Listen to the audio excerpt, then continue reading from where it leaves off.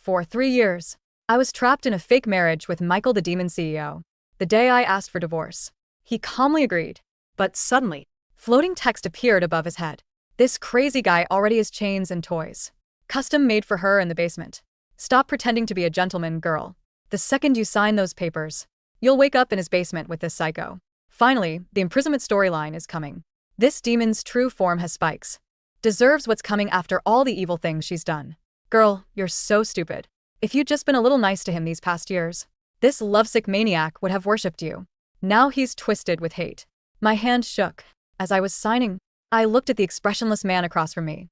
Actually, let's not get divorced. What?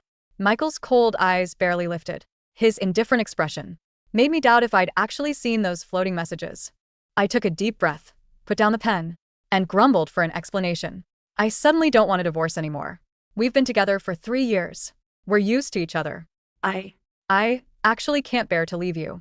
As I spoke, his expression grew more confused, and my voice got quieter. My marriage to Michael was an accident.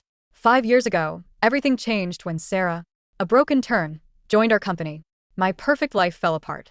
My childhood sweetheart, who promised to take care of me forever, fell for her and publicly broke our engagement, humiliating me. Even my parents, who always spoiled me, suddenly took Sarah's side. I was furious and jealous. To prove I wasn't unwanted, I married Michael out of spite. He was the demon CEO everyone feared and avoided. For 3 years after marriage, I constantly fought with Sarah, but always lost. Either Michael would stop me beforehand, or my schemes would backfire on me. Recently, my plots against Sarah were exposed. I was completely ruined, and many friends cut ties with me. I knew Michael always hated my evil behavior and favored Sarah. Rather than wait for him to abandon me like everyone else, I decided to dump him first. At least that would look cooler. When I texted him about divorce, Michael was in an important meeting, but he called back immediately. Reason? His voice came through the phone. I laughed cruelly. Last time the bathroom door wasn't closed properly. I accidentally saw your tail. It was slimy and disgust. So now when I said I couldn't bear to leave him, even I didn't believe it. Sure you don't want a divorce? His deep voice pulled me back from my thoughts. Without the cold laugh I expected. Not for now. I watched Michael's expression, but saw no joy on his face. Whatever. After a few seconds, he took the half-signed divorce papers and put them in the shredder. More floating text appeared. What's wrong with this evil girl? Did she suddenly grow a brain? Is Emma finally getting smart and trying to win over the male lead? Too bad it's a bit late. His hatred has already grown. Who says it's too late? This timing is perfect. Didn't you see how happy he was when he shredded those papers? And that shredder is hilarious. This guy was so scared she'd change her mind. Keep going, girl. Don't stop. This demon guy is a psycho with no morals.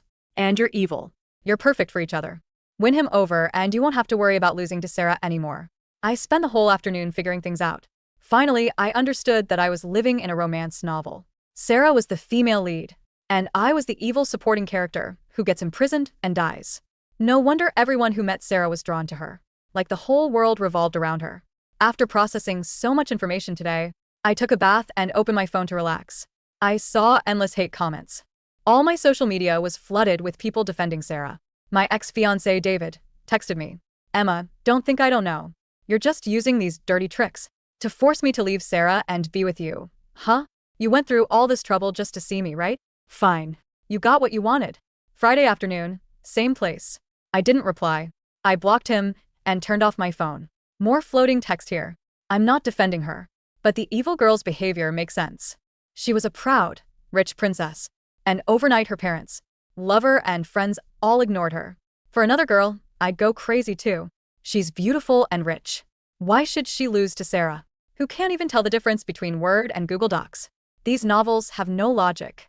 If I were the author, I'd slap the dumb heroine once, slap the male lead twice, and lock the evil girl with the psycho demon forever. How about that? Not happening. After calming down, I got ready for bed. I'd just taken off my clothes when the bedroom door suddenly opened. Michael's eyes traveled down my body. I quickly grabbed a robe and covered myself. Sorry. You locked the door. Michael stared at me intensely, his throat moving, black scales flickering on his skin. When demons get aroused, they can't help showing their true form. The word "get out" was on my tongue, but I saw the floating text. I can already guess. The evil girl will look disgusted and tell him to get out. What a waste. The male lead's love gets worn away bit by bit. Like this. Emma, be gentle with your husband. If you slap him now, your mouth will suffer in that basement later. Split lips hurt a lot. Warned by the floating text. I quickly changed my tone and smiled softly at Michael. It's okay. On. Michael stopped mid-step as he was about to leave. His eyes darkening, waiting for me to continue. All that floating text calling him hubby threw me off. I'm dying. Just say it. One hubby, and he'll give you his life. Sarah means nothing. Stop making the male lead sound so cheap. After 3 years of old treatment, he definitely hates her more than loves her.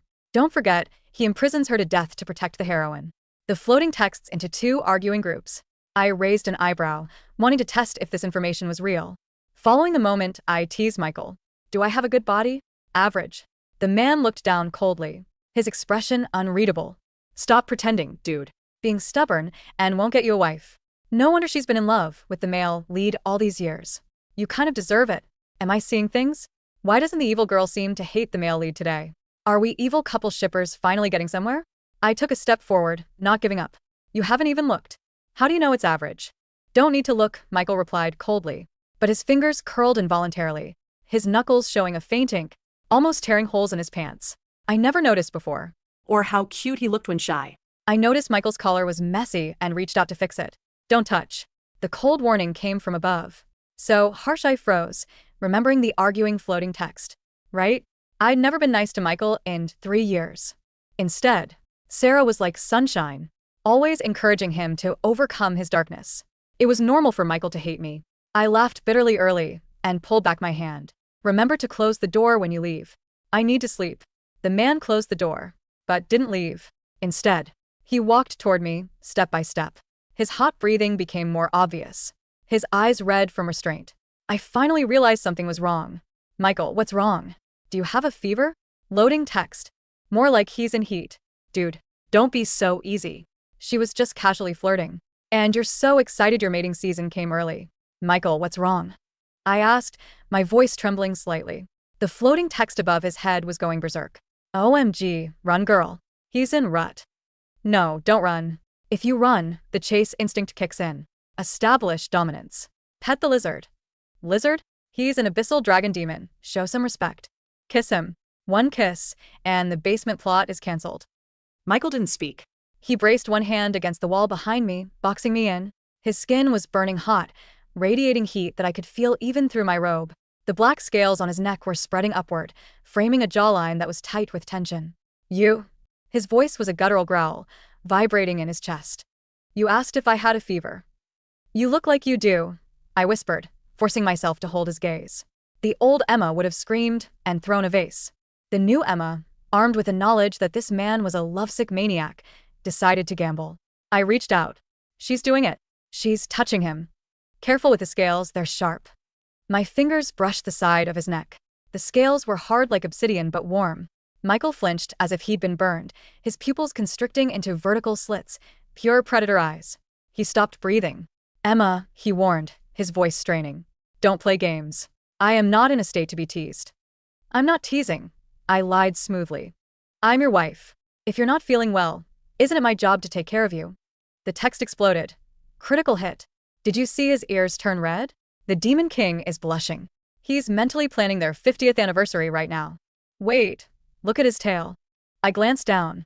A thick, black tail with a dangerous spade-shaped tip had materialized from beneath his suit jacket. It was swishing aggressively back and forth, knocking over a pile of books on my nightstand. Thump, thump, thump. Your tail is out, I pointed out softly. Michael froze. He looked horrified. For a demon who prided himself on control, on being the terrifying CEO, showing his primal form to the woman who supposedly hated him was his nightmare. He pulled back sharply, stumbling toward the door. Forget this happened, he rasped, his hand covering his face. Go to sleep. He turned to flee. Wait.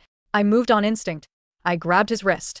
The moment my skin touched his, a jolt of electricity went through the room. Michael whipped around, his eyes wide. I don't want a divorce, I said, repeating my words from earlier, but this time with conviction. And I don't want you to run away. If you're uncomfortable, you can stay. Just don't bite me. Michael stared at me for a long, agonizing minute. The red in his eyes slowly faded back to a deep, dark brown. The scales receded. You have no idea what you are asking for, he whispered. But he didn't leave. He sat on the edge of the bed, stiff as a board, while I lay down. He stayed there all night, guarding me like a gargoyle, his tail occasionally twitching with happiness at the foot of the bed. The floating text hovered over his sleeping form the next morning. Satisfaction level, 99%. Current status, considering buying her a country. Friday came. The meeting with David. I dressed not in the modest, elegant clothes I usually wore to please my parents, but in a striking crimson dress that hugged every curve. I applied dark red lipstick. The evil girl look. Yes, queen. Slay. David is going to regret being born. Spoiler alert. Michael is tracking her phone. He's currently doing 100 miles per hour on the highway to intercept. I arrived at the cafe. David was there, looking impatient. When he saw me, his eyes widened, then narrowed into a smirk. I knew you'd come, David scoffed, leaning back. You always come running. Look, Emma, tell Michael to release the funding for Sarah's project, and maybe I'll consider unblocking your number. I sat down, crossing my legs. You misunderstood, David. Misunderstood what? That you're obsessed with me? He laughed. Sarah told me everything. How you cry at night missing me. I pulled out my phone. Actually, I came to record this. I held up the screen. You, asking me to commit corporate embezzlement for your mistress. Michael's lawyers will love this. David's face went pale. You crazy bitch. Give me that phone. He lunged across the table. Suddenly, a large, calloused hand clamped onto David's shoulder. The pressure was immense. I heard David's collarbone pop. Is there a problem here? A voice like crushed ice filled the cafe. Michael stood there. He was wearing a trench coat, looking like a vengeful god. The floating text above him was a thunderstorm of angry emojis. Kill him, Michael. Rip his head off. Wait, look at Michael's other hand. He brought her boba tea? Priorities. David shrieked, falling back into his seat. Michael. She lured me here. She was trying to seduce me. I stood up, walking to Michael's side. I didn't defend myself. I just slipped my hand into the crook of Michael's arm and leaned my head on his shoulder. Husband, I said sweetly. He's annoying. Can we go home? The silence in the cafe was deafening. Michael looked down at me, stunned. The rage that was about to incinerate the building evaporated, replaced by a confused, overwhelming adoration. Husband, he echoed, testing the word. Yes. And you bought me boba? I took the cup from his free hand. Michael looked at David, then back at me. He smirked, a terrifying, arrogant, demon smirk. We're leaving, Michael said. David, expect a bankruptcy filing by morning. As we walked to the car, the floating text cheered. The ex-fiancé arc is over in record time. Now on to the main villain, the White Lotus Sarah. Warning, Sarah has acquired a love potion item from the author. Keep Michael away from beverages at the gala tonight. I nearly choked on my boba. Love potion? Really? This novel was trashy, but it was my life now. The company anniversary gala was the battlefield. Sarah appeared in a white, angelic gown, looking teary-eyed and fragile. Every man in the room seemed drawn to her, a supernatural halo effect granted to heroines. I stood by Michael's side. He was tense. He hated crowds, and usually, I would leave him to suffer while I chased David. Tonight, I held his hand firmly. Don't drink anything unless I hand it to you, I whispered. Michael raised an eyebrow. Poison. Worse. Bad writing, I mumbled. Sarah approached us, holding 2 glasses of champagne. Her hands were shaking. Michael, Emma, I just want to apologize. I never wanted to come between you two. She offered the glass to Michael. The floating text appeared in bold red. Danger. That's the one. Michael reached for it. Oh, I'm so thirsty. I snatched the glass from Sarah's hand before Michael could touch it. No. Sarah cried out, breaking character. I pretended to stumble, splashing the champagne all over Sarah's white dress. Oops, I deadpanned. Sarah shrieked. You did that on purpose. Michael, look at her. She's bullying me again. Usually, the crowd would turn on me. David would yell. My parents would scold me. But I looked up at Michael. She tried to give you a drink that smelled funny. I was protecting you. It was a flimsy excuse. But Michael didn't care about logic. He cared that I was jealous. He cared that I was protecting him. He looked at Sarah, who was sobbing on the floor. Get out, Michael said coldly. Sarah froze. What? You upset my wife. Get out. The floating text went wild. Plot, armor shattered. The male lead just kicked the heroine out. Wait. Warning. Plot correction initiated. The kidnapping storyline is being forced. Suddenly, the lights in the ballroom went out. Chaos erupted. I felt a heavy blow to the back of my head. The last thing I heard was Michael's roar, a sound that wasn't human, before everything went black. I woke up in a damp, cold room. My hands were tied. Finally awake, princess? It wasn't Michael. It was a rival businessman, Mr. Chin, who had been a minor villain in the book. Beside him stood a disheveled Sarah. You ruined everything. Sarah hissed, her innocent mask gone. Michael was supposed to fall for me tonight. The plot said so. She knew? Was she a transmigrator too? Or just crazy? He's coming for me, I said calmly. Let him come, Chin laughed.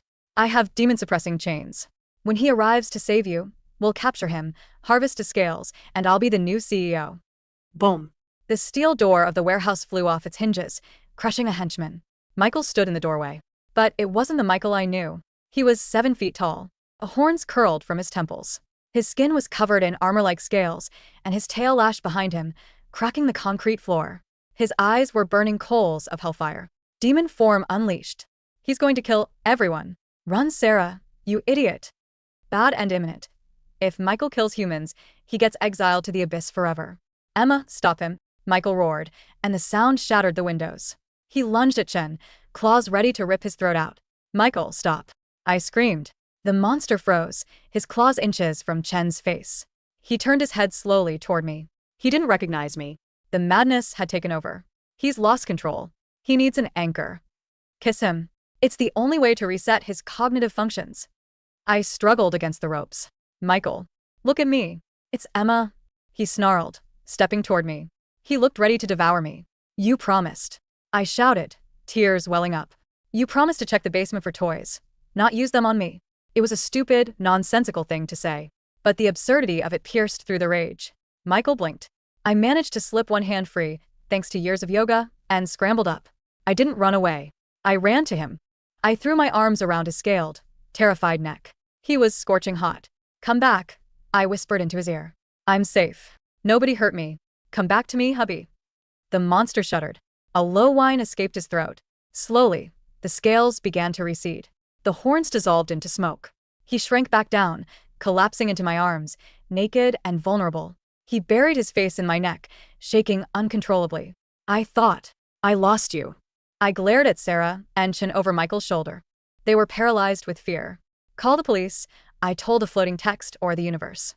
And tell them the heroine just kidnapped the CEO's wife. 3 months later, Sarah was in jail for kidnapping and attempted murder. David was bankrupt and working at a gas station. I was sitting in Michael's office, reading a book. Michael was working, but every 30 seconds he would look up just to make sure I was still there. The floating text had become quieter lately, mostly just gushing over our outfits. So, are we going to talk about the basement?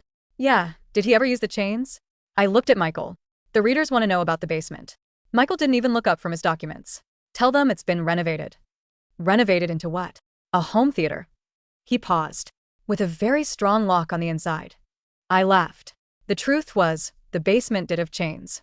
But Michael had melted them down the day after the kidnapping. He had made me a necklace out of a silver, a small, delicate chain.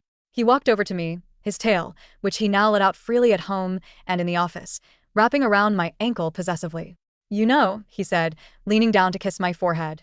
I heard the voices too. I froze. What? The floating text, Michael murmured. I've seen them since the day we married. They told me you hated me. They told me I was a monster who would kill you. That's why I agreed to the divorce. I wanted you to survive. My heart broke a little. You saw them? Yes. But then, he touched my cheek. Then the text changed. They said you were fighting for me. They said you saw me, not the monster. I do see you, I said. Then I don't care about the plot, Michael said, his dark eyes full of warmth. Let the author write what they want. I'm writing the sequel. He kissed me, and for the first time, the floating text disappeared completely. The story was no longer a novel. It was just ours.